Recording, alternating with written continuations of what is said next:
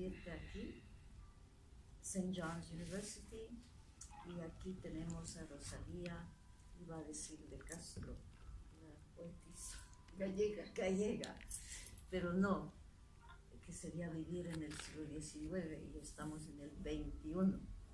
Tenemos aquí a Rosalía Arteaga y es un honor para St. John's, para nosotros, para mí, tenerte aquí. Y quisiera empezar primero dándote un pequeño homenaje de parte de la Sociedad de Honor que es Sigma Delta Pi, la sociedad que se creó en 1919 y que recibe a los mejores y a las personas más entregadas a la cultura hispánica. Por lo tanto, la Sociedad Nacional Honoraria Hispánica Sigma Delta Pi hace constar por el presente título que doña Rosalía Arteaga es de hoy en adelante socia de honor del capítulo Epsilon Kappa, que es nuestro capítulo, con todos los derechos, privilegios y responsabilidades que le corresponden como sincero y declarado paladín de la cultura hispánica. Muchas gracias. Eso realmente es un Y entonces, qué lindo. Esto es una sorpresa.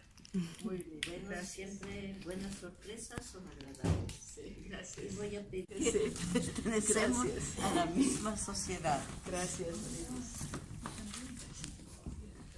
Bueno, después de esto hemos hablado tanto que ya ni sé qué preguntar, o al contrario, hay tantas preguntas. ¿Y qué voy a decir? Bueno, lo primero es que has hecho tantas cosas, que ministra, que presidenta, por poco tiempo, pero presidenta, que ministra de Educación, que vicepresidenta, que abogada, que periodista, escritora, poeta, y hay una lista tan larga. Y entonces, ¿qué representa para ti lo más importante de todo lo que has hecho hasta ahora? Bueno, Marielis, primero mi agradecimiento a ti y a la Universidad de St. John's por esta oportunidad de venir a conversar y además un agradecimiento muy especial a Mónica, puesto que a pesar de que había un tiempo muy corto, y yo sé que esta es época de exámenes y un poco complicada, sin embargo se organizó esta entrevista tan significativa para mí, porque además quien la hace, Marielis, ha sido una pionera en el ámbito de la difusión de la literatura latinoamericana, iberoamericana, y ha tenido un papel muy importante con grandes escritores. Así es que me siento muy honrada de estar aquí en este lugar. Luego, ¿qué es lo más importante? Yo creo que es una pregunta un poco complicada, porque hay cosas que son trascendentales, que yo diría que es como los hijos, por ejemplo, ¿no? Como mis hijos y ahora mis nietos. Soy una abuela feliz de 7, ¿no? De 7 años para abajo, ¿no? Un rondador precioso, y me siento fascinada con esta etapa de mi vida. Tal vez por eso, ¿sí? Estás siempre fuera del país. Pero encuentro los momentos y creo que por eso estoy escribiendo más literatura infantil ahora, porque estoy pensando en los chiquitos, ¿no? Entonces tengo la suerte de haber publicado El secreto de la princesa Martina y el chip de los idiomas. Recién salió un libro en España en una colección de cuentos de hadas. Y estoy feliz porque sé que mis nietos están leyendo estos cuentos escritos por su abuela, que piensa en ellos. ¿Qué otras cosas importantes? Yo diría, para mí la literatura son como otros hijos. Entonces los libros que he publicado y que uno los pone a caminar, igual que los hijos los pone a caminar, los concibe y los pone a caminar, son también muy importantes. He tenido el honor de servir a mi país también. ¿Te das cuenta? En este momento tus libros están andando por St. John's. están andando por St. John's y eso Sin me perderse. emociona. Sin perderse. Me emociona mucho. Entonces hay otras cosas. Si yo me pongo a pensar en los honores que he recibido, me ha tocado ser miembro del Consejo Editorial de la Biblioteca de la Enciclopedia Británica, un honor que no ha tenido ningún latinoamericano, ningún hombre ni mujer de América Latina ha tenido la posibilidad. Y ahora ser miembro del directorio de la Biblioteca de Alejandría también es un honor enorme, pensando en que es la biblioteca más antigua del mundo.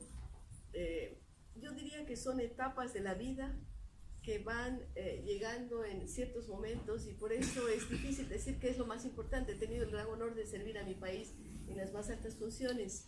He tenido el honor de abrir caminos para la mujer, porque me ha tocado ser primera en varios espacios, y me encanta cuando me encuentro con jóvenes, como esta joven linda que me colocó el pin de la fraternidad, que me dicen, bueno, yo he visto que usted lo ha hecho y ¿por qué no lo voy a hacer yo? Entonces eso me gusta muchísimo y es parte de la vida de uno. Pero precisamente, ¿qué representa para ti ser la primera mujer en tantas cosas? Una enorme responsabilidad, más que nada responsabilidad. Aparte del honor, aparte de la alegría, es la responsabilidad grande de saber que me ha tocado abrir esos espacios para las mujeres ecuatorianas y en muchos casos latinoamericanas. Para ti el tema social, la educación, los derechos de la mujer, también la preservación del ambiente, porque estás dedicada a tantas cosas. ¿Cuándo encuentras tiempo especial para cada una de esas cosas? A ver, yo digo que la vida de uno es como una especie de rompecabezas, ¿no? Rompecabezas, a veces uno va colocando las fichas, pero a veces parece que otras manos se meten y le ayudan a colocar ciertas fichas, ¿no? Entonces, así es la vida de uno. Y uno va encontrando esos espacios y va encontrando la forma de cumplir las metas que se propone. El tema de educación, yo empecé siendo profesora a los 17 años en un colegio en mi ciudad, cuando las monjitas del colegio, antes de que me gradúe, me llamó la rectora y me dice, quiero hablar contigo. Yo tenía temor de que algo pasaba con mi grado, por eso me estaba llamando. Y me dice, queremos que cuando te gradúes empieces a dar clases. Yo nunca había pensado ser profesora, pero me encantó. Y estuve 19 años seguidos dictando clases en mi colegio. Y eso me marcó toda la vida. Ser monja. Sí, me proponía ser monja, pero no tuve vocación, ¿no? Entonces, monja cartuja de no se empuja, decíamos. Entonces, me casé y tuve mis hijos. Nunca tuve vocación religiosa, pero sí la docencia. Y por eso es que después de dejar la política en el año 98, yo decidí dedicar mi vida a la educación, y a eso estoy dedicada por entero. Porque haga lo que haga, siempre tiene relación con educación. Por eso creamos la Fundación Fidal, premiamos a los mejores maestros, hacemos un concurso para premiar a los mejores maestros de Ecuador y de América Latina, y ya vamos por el año número 9, estamos empezando el 10º, y trabajo dictando seminarios y conferencias, pero siempre está relacionado con educación y temas ambientales, sobre todo a raíz del año 2004, en que fui elegida secretaria general de los países amazónicos. Tuve la oportunidad de vincularme más con la región amazónica, con la preocupación por el cambio climático, los temas ambientales, y sigo manteniendo esa preocupación.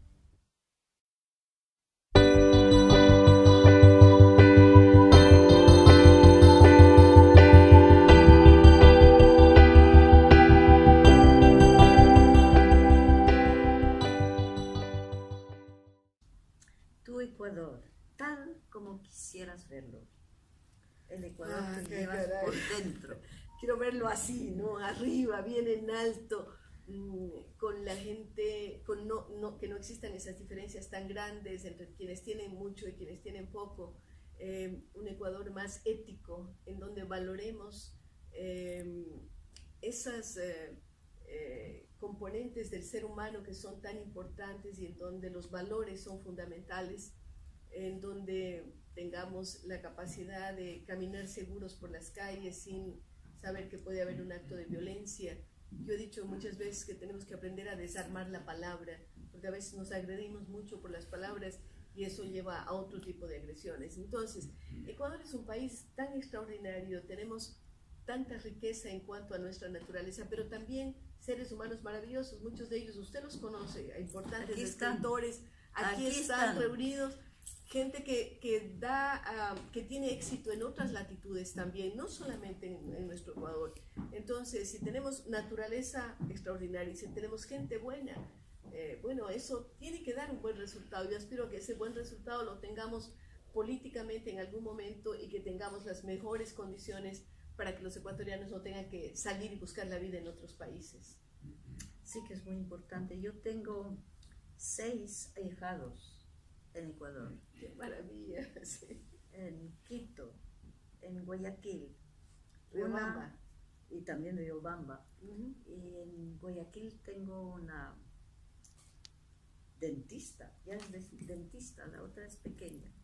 Bueno, eso quiere decir que la gente del Ecuador le quiere, porque cuando le hacen madrina, y por aquí tengo unos compadres, es que a uno le aprecian, ¿no?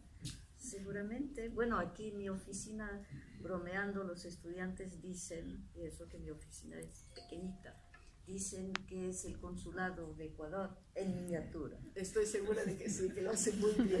En miniatura. Sí, qué bien. Bueno, entonces, volviendo a otra cosa, ¿nunca has escrito novelas? Porque veo que poesía preciosa, que admiras mucho a mi madre espiritual, que fue Gabriela Mistral. ¿Quieres hablar de Gabriela Mistral o quieres? Quiero leer un poema. Sí, que tienes un poema precioso sobre Gabriela. Y Gabriela me llamaba la niña azul. Sigue de azul, ¿no? Sí, sigo de azul. Yo escribí 2 novelas cuando estaba en el colegio y en los primeros años de universidad, pero esos los guardé, nunca se publicaron, y más bien empecé a publicar prosa poética, ensayos, libros testimoniales, ahora literatura infantil y juvenil, y en este año pasado publiqué 2 libros de poesía, uno que se llama Conjuros, que es un libro con las palabras que a mí me gustan. Para los ecuatorianos, por ejemplo, que están aquí, saben que tenemos palabras como yapa, ¿no? Entonces le dediqué el poema Yapa a mi último hijo, porque era mi yapa el que me llegó cuando ya no esperaba. Y también tengo un poema que se llama Achachay Astaray. Yo sé que en el norte dicen Arraray, ¿no? Pero nosotros en Cuenca decimos Astaray, Achachay, perdón, y Astaray. Entonces, Achachay es cuando uno tiene mucho frío y Astaray cuando uno se quema. Y entonces hice un poema dedicado al amor, ¿no? Achachay, si estás lejos, el frío me congela, ¿no? Pero si me acerco mucho, Astaray que me quemo. Y hay otros poemas dedicados a palabras que me gustan de otros idiomas, como saudade, por ejemplo, que es una palabra brasileña que implica nostalgia, o también capoeira, ¿no? O candomblé, ¿no? Son palabras traídas del portugués. Pero en este libro yo decidí hacer un homenaje a las mujeres del Ecuador más importantes a lo largo de la historia y también algunas latinoamericanas. El libro se llama Rosa Carmín y alguien me pregunta a veces, ¿quién se llama Rosa Carmín? Nadie se llama Rosa Carmín. Rosa es porque las mujeres nos ponen rosadito cuando nacemos, ¿no? Y carmín es un poco el lápiz de labio o el rubor. Entonces, Rosa Carmín es una ironía en realidad, porque a veces nos hacen pensar que las mujeres somos solo eso y somos mucho más. Y entonces, como sabía que Marilis había tenido esa suerte de conocer y de estar junto a Gabriela Mistral, yo quiero dedicarle a ella este poema que escribí para Gabriela Mistral, aquella gran maestra, porque si alguien identifica como maestra, es Gabriela Mistral. Entonces le puse de título La poeta del Valle del Elqui. Gabriela Landariega recorre los paisajes, poblaciones, desiertos, vergeles y hasta cerros. Transita por lugares que en sus noches soñó, trasmonta las fronteras y cruza algunos mares. Enseña en las escuelas del país litoral, comparte con las niñas poemas y canciones, chilena con el alma del ser americano, nacida en continente diverso y visceral. Recuerda Monte Grande en los tiempos de gloria, rica tierra del norte de su país andino. presente en los viñedos, en las feraces tierras donde jugó y paseó y también enseñó.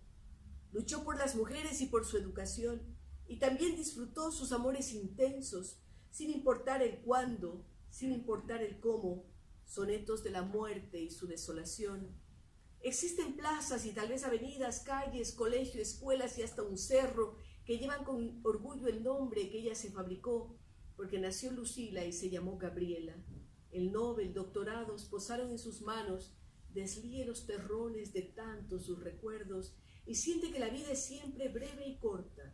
Escribe muchas cartas y se pierde en poemas. Para Marielis. Gracias. Y querría que me permita leerles otro poema dedicado a los ecuatorianos aquí, porque hay una ecuatoriana que es el símbolo de la lucha de las mujeres ecuatorianas. Todos hemos oído hablar de Manuela Sáenz, ¿no es cierto? Esta gran mujer, la compañera de Bolívar, se decía. Yo creo que él fue el compañero de ella, pero bueno. Entonces yo le dediqué un poema que se llama Manuela Libertad y que dice así: elipse retornada al punto original, Manuela bella y grande, guerrera, amante, amada, insepulta y rebelde. Le apuesta ya al amor y juega con placeres, formada en los conventos del Quito colonial. La hacienda Catahuango le brinda los deleites, domeña con su fuerza caballos y potrillos. Agujas, plata y nácar deslízanse en sus manos y mece las cazuelas, las ollas, los sartenes, de palo la cuchara, el porte señorial. Y Sor Buenaventura enseña lo que puede. Las monjas catalinas introducen idiomas, aprontan los tambores para templar las telas, el diseño de flores, los colores de pájaros, las ruecas con los hilos y los telares llanos. Y es lima la que arde cuando llega Manuela, incendia a los salones, obliga a los varones a luchar por la patria. Independencia o muerte, susurran las tapadas, y llevan los mensajes guardados en sus mantos como secretos graves que agitan corazones. Resuenan las pezuñas de los fieros corceles, jaurías de los perros se sienten ya en el viento. Bolívar se aproxima a la preclara Quito, aquella que tocó campanas y fue la luz de América por libre y por señera. Manuela se estremece cuando lanza las flores derecho a la guerrera del héroe que la mira, y ya sus ojos quedan clavados en los otros. Los del balcón son de ella, los de la calle de él. El destino se ata, los bailes se deslizan y vuelan las palabras en torbellino loco. Las sábanas, testigos de las demandas mutuas, la locura se expande cual diapasón sonoro. Manuela libertaria que sedujo a Rumazo, la insepulta de Paita cantada por Neruda, la esposa del inglés odiada y calumniada, quiteña de Donaires, conspiradora en Lima, amada por Bolívar, respetada por Sucre, de Rosa Campuzano cómplice y compañera, archivera de cartas, coronel a caballo, del Sol caballeresa gracias a San Martín, de tantos personajes que agitan la memoria, la historia de los pueblos, las gestas, los martirios. Manuela es la que siento más próxima de mí, es la guerrera brava, es la mujer destello, es la lumbrera incólume y es el ejemplo fiel. Manuela, yo te lloro, también río por ti. Tiene una constante la gracia y el donaire, el genio y la belleza te amaron por igual. Que fuiste amada es cierto, pero también sentí que capturaste odios y tantas mezquindades como jamás se vio. Transcurren las jornadas, la independencia llega, y también las traiciones, las noches de emboscada, en que Manuela es héroe y salva a quien tanto ama, ganándose la estrella que libertad proclama. Transcurren ya los años, él preside los pueblos, ella cuida sus libros, escribe muchas cartas, pelea en las batallas, es húsar y es teniente, participa con él en su estado mayor, asciende a coronela, no ceja en sus empeños. Lo voluble del tiempo va cobrando su precio. Bolívar no es más el padre de la patria, asume su destierro y muere en soledad. Ella también recoge cosecha de traiciones, primero en Jamaica y luego en Perú, en donde haya refugio contra el fatal destierro. Manuela vive en Paita y con sus negras fieles traduce, borda, piensa, medita en lo pasado, agita nuevamente los dulces en la paila, los venden en el puerto a donde llegan tantos. Y habla del pasado, tiembla por el destino de los pueblos por los que luchó. Recibe las visitas de gente que no quiere, que no puede olvidarla. Melville y Garibaldi, Son Palma y Simón Rodríguez. La historia ha demorado en rendirte tributo, reconocer tu genio acostado ya un siglo. Ahora es más frecuente escuchar que te cantan en toda nuestra América y en el mundo gentil.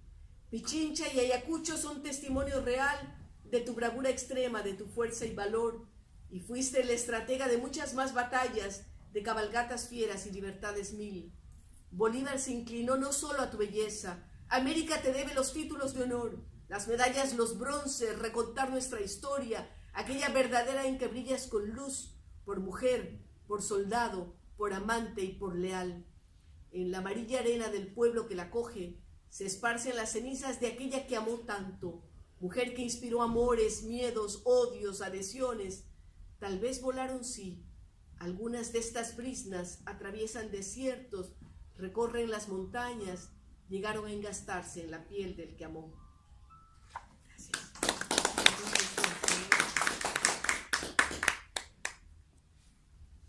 Eso es entrevista. Apagó. Bueno, la idea es que los jóvenes aprendan la historia del Ecuador con estos poemas. Escucharte de verdad que es un canto. Encanto y canto. Y yo sé que para ti la música es muy importante. ¿Puedes hablar un poco de cómo tu poesía refleja esa pasión por la poesía y refleja amor por encima de todo y defensa, porque te colocas en defensora de la mujer, pero yo creo que no solamente de la mujer, de todos los necesitados? A ver, yo diría que para que haya poesía tiene que haber una música interna, pienso yo. Por supuesto que la poesía moderna tiene otras connotaciones, ¿no? Pero para mí personalmente, y para escribir la poesía, yo tengo que sentir un ritmo. Tengo que sentir la magia de las palabras. Tengo que sentir que las palabras calzan con las emociones, con los sentimientos. Y en este sentido eso es música también. De tal manera que en este caso, al hablar de este libro de poesía dedicada a mujeres, yo primero tuve que hacer una investigación de cada mujer, de todos los hechos históricos que había. Estudié muchísimo para escribir cada uno de los poemas, porque a veces parece que están allí los poemas y cada palabra simplemente se dice, pero cada palabra tiene un sentido. Y eso de alguna forma representa el rescatar del olvido la memoria. La memoria. Pero veo que eso, eras, no sé, vicepresidenta de la Fundación Orquesta Sinfónica Juvenil. Sí. Ayudé a crear con el maestro Patricio Eizaga la Orquesta Sinfónica Juvenil del Ecuador. Soy todavía vicepresidenta. Y también Sinamune. Sinamune es una orquesta de niños especiales. Y también presidenta del Instituto Nacional de Patrimonio Cultural del Ecuador. Todo esto mientras estuve como subsecretaria de Cultura, la parte pública, pero después la parte ya privada como Sinamune o como la FOSGE fueron después. En el caso de Sinamune, al ser una orquesta de niños especiales, tiene mucha relación con la historia de mi hijo Jerónimo, que fue un niño con síndrome de Down y la pérdida más grande que he tenido en mi vida, porque ni siquiera, no sé si en francés, pero en español no hay una palabra que describe cuando uno pierde un hijo, porque cuando uno pierde a los padres se queda huérfano, ¿no? Pero no es natural perder un hijo, entonces yo no he encontrado todavía en ningún idioma una palabra que sea como huérfano. La pérdida de los hijos, o sea, es una especie de orfandad, quedarse sin el hijo. La ley de la vida, la ley natural no es perder los hijos, es al revés. Entonces, para mí todo lo que tiene que ver con niños especiales, con síndrome de Down, es algo que toca mucho mis sentimientos por mi hijo Jerónimo. Tal vez por eso escribiste el libro, ese libro de poesía, para educar a los niños, que aprendan su cultura y que sientan lo que es un país, una cultura. Y volviendo a esto, ¿qué representa para ti la palabra? Porque yo veo que la palabra es algo fundamental. Es algo fundamental. Bueno, yo creo que los seres humanos somos sobre todo palabra, porque a través de ella no solamente que nos comunicamos, sino que vivimos. Los sentimientos se transmiten en base a palabras. Un maestro tiene que hablar.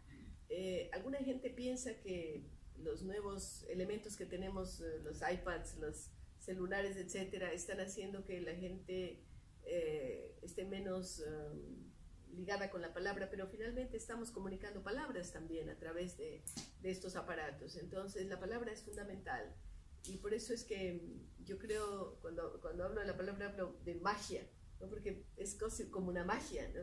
Y uno con una palabra puede decir tanto, puede también ser muy doloroso. Hubo un escritor ecuatoriano, Juan Montalvo, que era un gran periodista, y cuando Mi pluma lo mató. Cuando murió García Moreno, él dijo, mi pluma lo mató. Es decir, claro, hubo un ejecutor que es el que comete el hecho, pero la verdad es que las palabras siempre están antes que las acciones, siempre las palabras. Las revoluciones primero se hacen con palabras, siempre estamos hablando de palabras. Para que haya la Revolución Francesa tenía que haber antes los enciclopedistas y tenía que haber los grandes escritores que precedieron a la revolución. Entonces, hablando de palabras, ¿podrías decir un poco cuando escribes o quisieras escribir? ¿Te acercas más a la poesía o a la prosa? A ver, yo soy una escritora un poco desordenada, bastante. La mayor ambición mía en la vida ha sido ser escritora, porque hay alguna gente que cree, dice, usted soñó desde que era pequeña con ser presidenta. No, eso no me pasaba por la cabeza. ¿Soñó con ser ministra? No, yo soñaba con ser escritora desde que era pequeña. Ese era mi sueño de niñez y de juventud. Y pasaron los años y iba descuidando. Claro, escribía alguna cosa, pero no muy seriamente. Estos últimos años estoy con más formalidad dedicada a la literatura, pero a veces me encierro, como viajo tanto, estoy a veces escribiendo en los aviones, pero a veces me tengo que encerrar cuando tengo la necesidad de escribir un libro. Y antes escribía a mano, como todos, ¿no? Después de la mano pasé directamente a la computadora porque no me quedó más remedio. Un día una editorial, la editorial Santillana, me preguntó si tenía escrito un libro para jóvenes y yo eché una mentira blanca. Dije, sí, estoy haciendo algo, pero no tenía en mi cabeza siquiera nada pensado. Y digo, ¿para cuándo necesita el libro? Esto era en el mes de, no sé, julio. Me dice, para febrero del próximo año. Dije, tengo un montón de meses, puedo hacer esto, puedo escribir el libro, pero fueron pasando los tiempos, llegaron las vacaciones, llegó Navidad, Año Nuevo, iba llegando el carnaval y yo no había escrito una palabra y recibo un mensaje de correo electrónico que me dice, acuérdese que la próxima semana usted tiene que entregar este libro de 80 páginas, además. Yo dije, ¿y ahora qué hago? Y si yo escribía a mano esto era imposible, entonces decidí por primera vez, lo que escribía era artículos, cosas más pequeñas, pero no algo de creación. Y entonces me senté en mi cama, porque yo escribo en la cama, con mi laptop en las piernas, no me vestí, seguía con mi ropa de cama, con mi pijama, y entonces dije, Dios mío, ¿y ahora de qué voy a escribir? Y me acordé que yo le tengo un verdadero pánico a los dentistas. No sé si hay aquí un dentista, pero yo les tengo pánico. Creo que una fobia terrible, porque creo que cuando a uno le sientan en el sillón ese de silla de torturas y le empiezan con la maquinita y le meten los dedos y los dedos del ayudante y le ponen un sujetador de lengua, un sacador de saliva y todo. Y entonces dije, bueno, supongo que a los jóvenes tampoco les gustarán los dentistas, no sé si esto es cierto o no, pero decidí escribir un libro sobre dentistas y sobre vampiros. Había hecho un viaje a Rumanía unos meses antes y había visitado en la Transilvania estos lugares por los que andaba el famoso conde Drácula. Entonces me puse a escribir, y escribía ni siquiera en Word, escribía en mi Hotmail y mandaba a mi papá, que es mi gran asesor, y le mandaba para que él me diga qué le parece esto que yo estaba escribiendo. Y mi papá a los 2 o 3 envíos me llama y me dice, hijita, estás loca, ¿cómo va a escribir esta tontería, poco serio? Tú escribes cosas serias. Yo estaba descorazonada cuando de pronto recibo otra llamada y era mi sobrino de 12 años que me dice, tía, siga, está buenísimo. Entonces yo sabía que estaba escribiendo para el público adecuado, porque este libro era destinado para ellos. Y ustedes tal vez no me puedan creer, pero yo había empezado a escribir el libro a las 6 de la mañana y a las 6 de la tarde el libro estaba terminado. Escribí casi como una posesa, ¿no? Rapidísimo. Después me demoré la semana en corregirlo, por supuesto, y el libro salió con un título que se llama Hábitos nocturnos y lecturas peligrosas. Entonces salen cosas que podían parecer demasiado. Bueno, y lo que pasa también es que ahora con la facilidad que ofrece la tecnología puede servirle para la investigación, pero también puede servirle para copiar, y eso es una barbaridad, ¿no? Ese pega y... pero es cierto que es fantástico, porque a veces uno podía pasar horas, días, buscando un libro. Un libro, claro.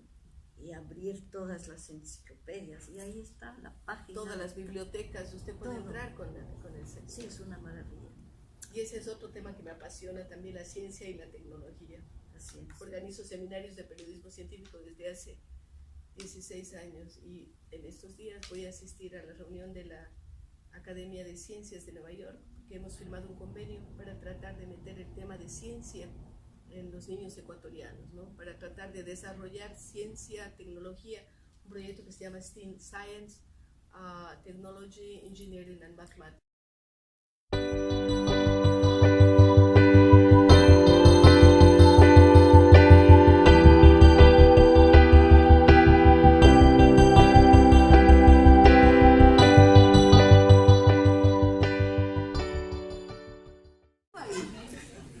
Bueno, el barco contagió a la biblioteca y se incendió toda. Pero pasaron los años y Julio César pues ya desapareció, murió. Y Marco Antonio fue el gran amor de Cleopatra y sobre todo le amaba a Cleopatra. Y él decidió hacerle un gran regalo a Cleopatra. Trasladar todos los rollos, los papiros, los pergaminos de la famosa biblioteca de Pérgamo, que era otra gran biblioteca. Y todos esos se los dio a Cleopatra para que se haga la nueva biblioteca de Alejandría. Desgraciadamente, en otras conquistas, ya en tiempos de los árabes, esta biblioteca fue quemada. Y solamente a partir del año 2000 se crea la nueva biblioteca, que es una construcción, porque uno piensa la biblioteca de Alejandría tan antigua, pero es una construcción modernísima. Es como un disco dorado que parece que cae en el mar. O sea, cuando uno ve de lejos, no está tan cerca del mar, pero de lejos, uno ve, parece un disco dorado que está sumergiéndose en el mar.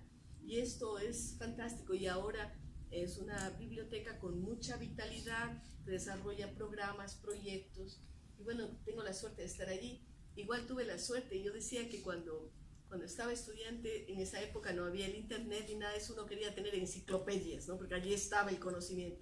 Yo quería tener la enciclopedia británica porque había visto que un amigo, mi papá, la tenía en su casa, y yo decía, ¿cuándo yo tendré? Y no solamente que la tuve porque me regalaron en la enciclopedia, sino que fui miembro del consejo editorial para definir qué línea editorial tenía la enciclopedia del año 2005 al 2007. Entonentonces, mira, María Elis, que también te tuteo, la vida ha sido más generosa conmigo porque me dio más de lo que yo pedí. Yo quería tener la enciclopedia y he sido miembro. Quería conocer a Alejandría y soy miembro del consejo. Entonces, me ha dado más. Y entonces, ¿ahora qué quieres saber? Porque vas a conseguirlo. Yo quiero seguir escribiendo. Esa es mi gran pasión y quiero seguir luchando por la educación en Ecuador y en América Latina. Para mí mi obsesión es, porque no creo que hay mejor forma de cambiar una sociedad que mejorando la calidad de educación, y para mejorar la calidad de la educación debemos tener mejores maestros. Para que tengamos mejores maestros,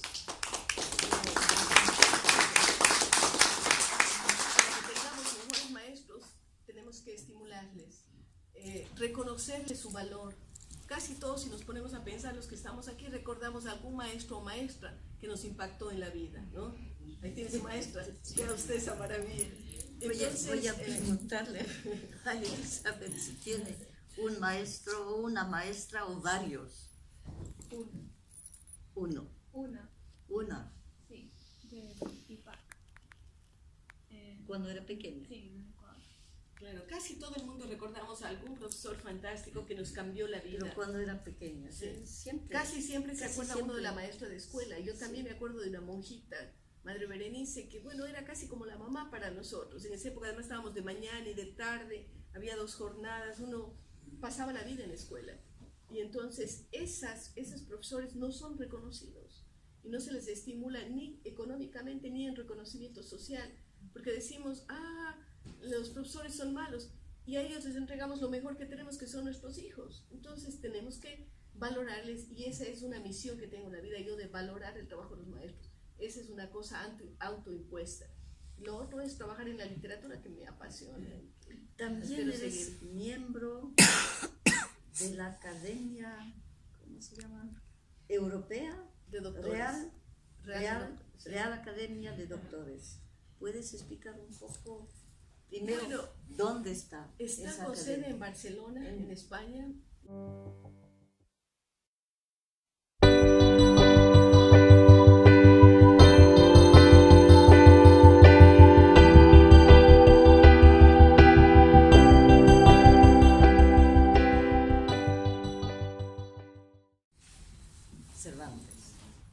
Cervantes es una influencia para todos los escritores de lengua hispana, pero hay una escritora belga, Margarita Yourcenar, que a mí me fascinó toda la vida y que creo que es una influencia, pero también los grandes como Borges. En Ecuador hemos tenido... Si yo digo esto, me van a sacar de aquí. Yo también conocí a Borges. ¡Qué suerte! Nos está haciendo tener una sana envidia. Pero en Ecuador también tenemos grandes escritores como... Hasta cruzamos la calle en Princeton, juntos. Y él era una persona muy independiente. Yo quise ayudarlo por el problema de su vista. De su vista, claro. No necesito ayuda. Yo no conocí a Borges, pero sí a su viuda, María Kodama, a quien tuve la suerte de entrevistar. Bueno, hay escritores, y decía también muchos ecuatorianos, y de los actuales a mí me encanta gente como Eliezer Cárdenas, como Efraín Jara y Grobo, por mencionarlos de mi tierra, pero hay un joven escritor que a mí me fascina, un poeta, Paul Puma se llama, ¿no?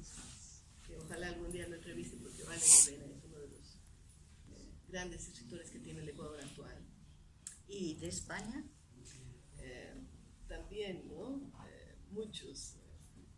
Hernández, Miguel Hernández, poetas, ¿no? Como Rosa Montero, me imagino. Rosa Montero es una buena amiga y ella escribió un prólogo. Escribió un prólogo para el libro Los Otros Jerónimos. Con Rosa tenemos una muy buena amistad, y hace no mucho... Isabel Allende, por supuesto. Sí, ¿no? la conocí también, tuve la suerte de entrevistarle, pero hace no mucho, hace un año y medio. Los perdidos, más perdidos. Que la gente está llegando. La gran filósofa española Amalia Valcárcel, ella es una filósofa, yo diría tal vez la más importante mujer filósofa de estos momentos, y ella tuvo la gentileza de presentar un cuento mío, un cuento para niños que se llama La princesa Martina y el chip de los idiomas, y ella hizo la presentación de una forma que a mí me dejó sorprendida, porque ella es una filósofa atea, estamos hablando de un espacio católico, pero ella es una filósofa atea, y sin embargo empezó a hablar de la palabra y de la necesidad de comunicarse, ¿no? Porque mi cuento es sobre una princesa que quiere desarrollar una biblioteca en la que se pueda cambiar con la tecnología el chip, ¿no? Es decir, que tenemos los seres humanos. Entonces, Amelia, yo creo que ella es una gran autora que a mí me impacta muchísimo, y creo que hay tantos escritores tan importantes en la vida de uno. Hace no mucho, el año pasado, en diciembre, hicimos un coloquio sobre los 400 años de Cervantes, que también fueron los 400 años de Shakespeare, y lo hicimos en Barcelona con el director de la Biblioteca de Alejandría, un egipcio musulmán, hablando sobre Cervantes. Y por otro lado estaban expertos en Cervantes del mundo hispánico, de España, y resultó un conversatorio fantástico hablando sobre la importancia de Cervantes para el mundo entero, y el hecho de que él escribía una novela que ahora la consideramos pesada, dura, a veces a los jóvenes se les hace difícil digerir el Quijote, pero en esa época era hablar en un español más coloquial, ¿no? Prácticamente el español surge o el castellano, diríamos, surge con el Quijote, y además era como, él escribió primero unos capítulos, luego escribió la segunda parte, y era algo que le llegaba al pueblo. Se dice, esto es una leyenda, no sé si sea cierto, pero él estuvo preso y escribía una parte de su novela mientras estaba preso, y se cuenta que el jefe de la prisión oía unas carcajadas terribles, y decía, ¿qué pasa? Dice, bueno, es este Miguel de Cervantes que está allí contándole sus historias a los guardias. Y entonces él mandaba a otro guardia y los guardias se le quedaban, hasta que finalmente fue el jefe de la prisión y se dio cuenta de todo lo chistoso que era, lo jocoso, casi como cuando escriben a Lourdes Iván, ¿no? Y da sus discursos.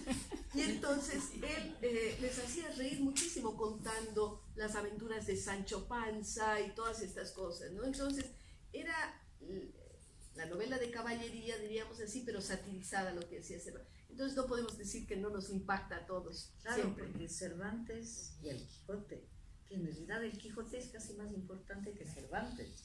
Los personajes tienen vida, porque me impresionó mucho precisamente en Ecuador, en un pueblito, ver unas estatuas. San Antonio de Ibarra. Sí. Y ver unas estatuas de Don Quijote y Sancho. Son típicas de allí. Como si formaran parte de la vida diaria. En San Antonio de Ibarra forma parte de la vida diaria, porque no hay artesano, carpintero que no haga sus esculturas de madera de Don Quijote y Sancho. Por eso Don Quijote y Sancho tienen vida eterna, porque están aquí, a lo mejor están aquí sentados. Alguien es Don Quijote y alguien es Sancho Panza, o todos tenemos de los dos. Yo creo que todos tenemos de los dos. Y ciertas personas más, pero es que al final son idénticos, porque Sancho termina hablando como Don Quijote y siendo un buen gobernador. Y hasta Teresa, su mujer, le dice, no te entiendo, porque ya habla como Don Quijote. Como Don Quijote. Alonso Quijano. Sí. Bueno, y entonces, además del Quijote, ¿te gusta leer? Yo leo. En otras palabras, vengo de una familia de lectores. Mi abuela tuvo solo 3 meses de escuela, mi abuela materna, porque fue criada en una hacienda. Ella aprendió por sí sola, porque en 3 meses que se puede aprender en una escuela. Parecen opuestos, pero que en realidad tienen algo en común. ¿Se acuerda usted de Sábato? Claro, sí. Después de estudiar física. Conoció, qué sí. Suerte. Eso, la primera vez. Tengo una sana envidia, mire que le estoy entrevistando yo ahora. que cuando estuve con Sábato, fui a verlo para preguntarle. Bueno, yo pensaba hacerle la entrevista y me dijo, no, primero yo tengo que entrevistarla. Entonces se pasó todo el día hablando conmigo. Y al terminar esto me dijo, está bien, muy bien. Ahora voy a mandar, y te lo prometo, porque ya nos tuteábamos. Bueno, después de un día entero. Y me dijo, yo te voy a mandar las preguntas. Y entonces se hizo así, de esta forma. Pero al final fue como un guión, porque él inventaba. Y al final en la entrevista yo me ponía de rodillas, por favor, una pregunta más. Eso era un invento, porque no formaba parte de la entrevista. Pero él lo ponía así. Pero él es un ejemplo de ciencia y literatura, porque él estudió física y fue a trabajar en física en París. Y un gran pintor además. Claro. Y después él fue capturado por las artes, ¿no? Sí, era una persona increíble. Escribió hasta más de los 90, ¿no? Sí, pero escribió poco en realidad, pero lo que escribió fue una maravilla. Bueno, entonces, después de hablar tanto ya siento como si pudiéramos casi tutearnos. Parece claro que ya somos hermanas, formamos parte de Sigma Delta Phi,